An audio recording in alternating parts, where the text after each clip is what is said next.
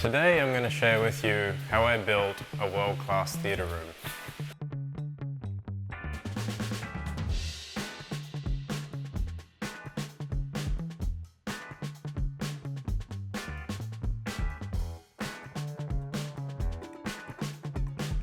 So at the entrance we have a pivot door, so the finish of the materials is the bleached ash wood with the stainless steel inlays. This matches the wall cladding you can see on the side finish. So let me just shut the door and I'll show you how it looks when it's closed. So it's almost like a hidden door, it's just seamlessly blending in with the rest of the wall. And it's 11'2" in height. And then on the back, if you want to just step in here and have a look at the back detail, we have some soundproofing, the pyramid style eggshell soundproofing on the door. And when that's closed, it provides great soundproofing and acoustics. So the dimensions of this home theater is roughly 42 feet long by 26 feet. If you can get some graphics in there, 26 feet wide. I like to keep it symmetrical, so I have the steps running up one side. And a really important feature that I incorporate into all of my theatre rooms is that, and I know a lot of people don't do this when they're designing the rooms, but is to have the entrance at the front. And the reason I do this is because if you're sitting in the theatre and you have an entrance from behind you, which a lot of theatres do, it always gives this sense of who's coming into the room, and it creates, well, in Feng Shui, it creates bad energy. So that's why I like to incorporate the door at the front. So if anyone's coming in and out of the theatre room, you can see who's coming and leaving, and it's just a little hack that makes the energy better inside the room, I believe. So let's have a look at how we actually did the tiering system on this. So, you know, a big problem with where people go wrong when they're designing their home theatre is having the elevation changes not great enough and not allowing adequate headroom in the theatre as well. So you can see here I gave it more than enough room in between each one. I wanted to have a sense of drama and scale in this theatre room, which you'll see when you come right back here. I mean, we still have great headroom, almost 8 feet up here. But if you get a position from, if you want to come up here and have a look from this position, so when we come down at eye level and you see the screen, the elevation where we are to the screen, to see if you can have a look at the screen there, how far actually we are above each seat. So the viewing angle is perfect. And I mean, that's, if I could give one tip to anybody doing their own theatre room, it's to have the elevation at the right amount, like get at least 3 or 4 steps above each set. What else did we do here? So the actual construction, I used concrete. So we've got concrete walls enclosing and a concrete ceiling, so the entire theatre is concrete. And then on top of that, to get more added soundproofing, I framed out a stud wall in front of the concrete with 2 layers of 5/8 drywall with an air gap that provides additional soundproofing. And then it's also isolated off the concrete wall so the vibrations don't go through and go into the concrete. Yeah, so the screen you can see here, it's massive. It's 235-inch micro LED screen. So how we do this is we order it, we custom order it, and we assemble it. There's a steel wall behind it, and it comes in individual little panels. So we have to build out the entire screen in tiny little panels, and they all piece together. And then they run back to a main computer, which puts the image together and tells it which module to go to. And so each little screen knows which piece of the image of the picture it is. And that's what creates this. And I mean, I've used projectors before, I've used 4K projectors, and this time I went to go with the big screen. And I think this is better, like in my opinion. It's doing a better job than a projector, and you don't have any projection images or any projection lights shining from the back of the room as well. So I really like it. So let me know what you think in the comments about whether you prefer micro LED or projector for your home theater system. Me personally, I'm really loving this micro LED. You'll see here, this is actually framed 3 feet off the back wall. So in behind it, we have all of our speakers. So we have subwoofers, we have big tower speakers, we have our center channel speaker, and then we have the speaker cloth just covering it. And that's what allows us to hide all of our big equipment at the front, so you have this seamless, flush, minimalist look. So the equipment we've used here is Dolby Atmos 17.4 system configuration. So we have 2 subwoofers at the front, 2 at the rear, and then we have our main tower speakers at the front with our center channel, and then we have our surround sound. So we have 6 speakers in the wall, 6 in the ceiling, and then 2 at the rear. And then the way we get the depth here, because we have concrete walls behind, we framed out a secondary wall here, so we have the depth for the cutouts for the speakers inside there without having to notch into the concrete. And then the same deal with our speakers up here, so you can see we've got the grills, we did them black to blend them in. The carpet is a unique one-off, so I hand drew the carpet, I put it into CAD, I did the koi up, which is mirroring the koi in the courtyard.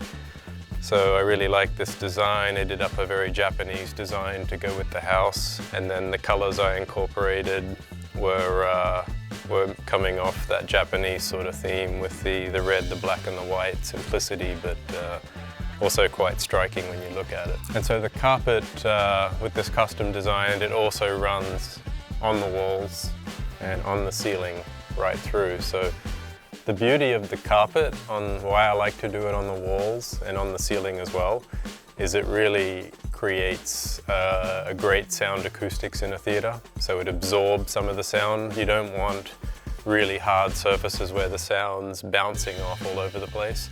So this picks up and absorbs a lot of the sound as it passes. And that creates amazing acoustics in a theater. Yeah, so, and then one of the other striking features that I wanted to incorporate is this lattice work.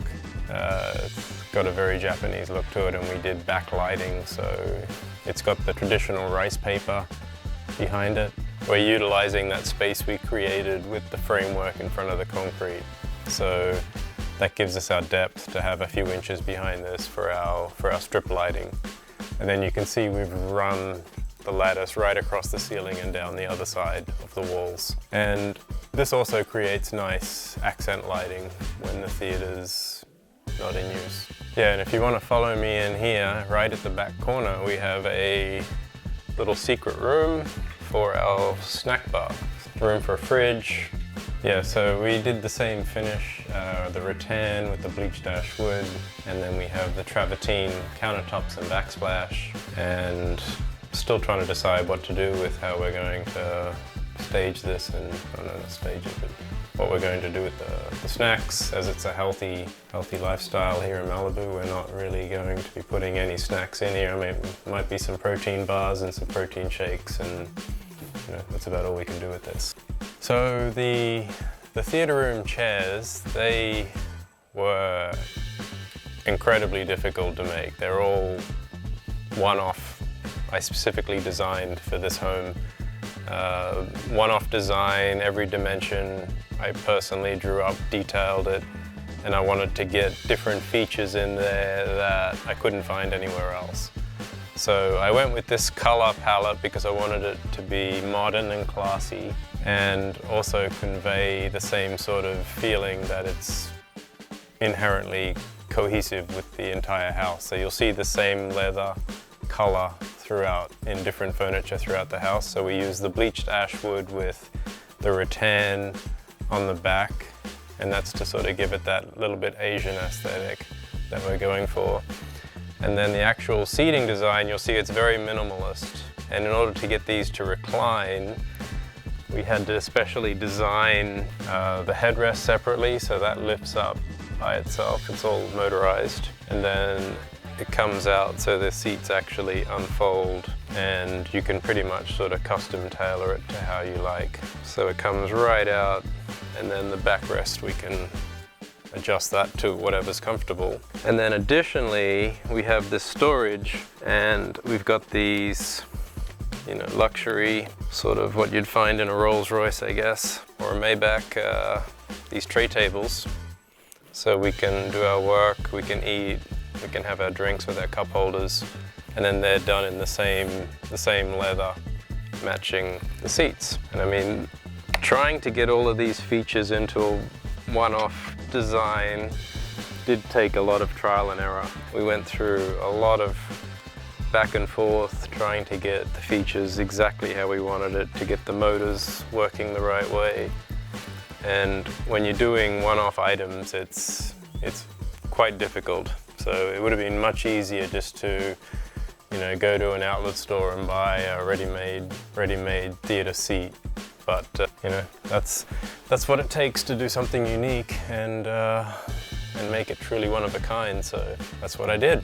When designing a theater room, there's a few things that you want to get right, and you want to, you know, to make it functional, usable, and aesthetically beautiful. There's some tricks and some tips I can give you in order to, hopefully, if you're designing one, make yours just as amazing or even more amazing than this one. The first is getting the room size adequate.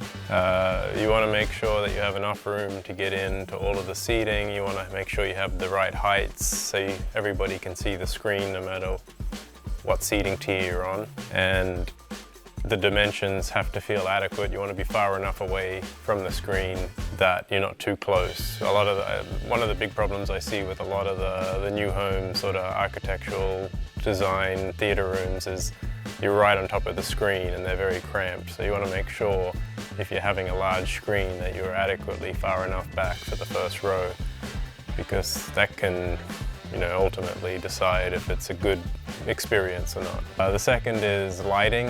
Lighting is very important, so getting the mood lighting in makes a big difference. You can see here we have nice lighting, so it feels dimmed, it feels soft, it feels natural, but it's also a point of interest in the design. We went over the acoustics, but having the right acoustics in the theater room is another really important point.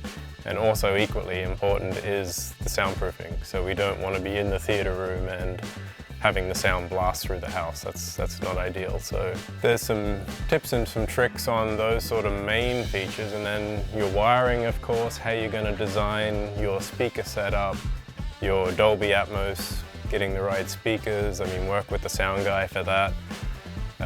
Typically I like to design all my own system. I've just been doing it for so long now that I've learned the tips and tricks I need to for designing my own audio, and you know, I think I've become pretty good at it now. And another really good trick is from your main panel, run additional conduits to the theater room. So if you need more electrical loads, don't make the same mistake I've made so many times in not having enough electrical loads for the theater, because I have a tendency to keep upsizing and upsizing and upsizing. So in the future also, if somebody wants to put in a bigger system, then you have the means to do so. Adding more breakers in the panel, you can provide more power to the theater room. So if you have the conduits there and ready to access, then it makes it all the more easier to run more cabling. And also another thing I did with this theater room is I ran a dedicated fiber optic cable. And this can be really helpful for your preamps, your amplifiers, your receivers, you know, anything you're putting in the rack to run your home theater system. The theater room took roughly 2 years to complete from the start to the finish, and that was due to a number of reasons. The materials were so bespoke and custom, and they took a long time to manufacture, and the actual nature of the fit-off was very detailed as well. The chairs were 12 months to manufacture, so that was details in the design, in the sourcing, in the actual motorization and the tray tables, and then doing out mock samples and finally manufacturing. more than 12 months. Yeah, the carpet was hand stitched, so I drew up the design for the carpet and then went through a lot of different samples to get the colors and the color scheme exactly how I wanted it. And then it was all hand stitched, so it was about 6 months start to finish for the carpet. It was all individual pieces.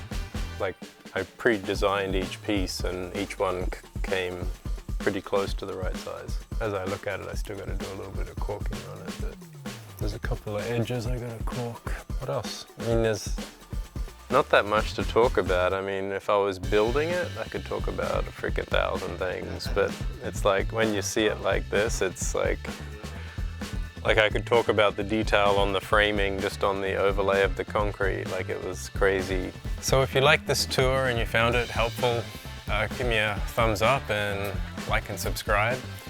And if you'd like to see any more content on any other rooms with a more in-depth look of how and why I did them, then let me know in the comments.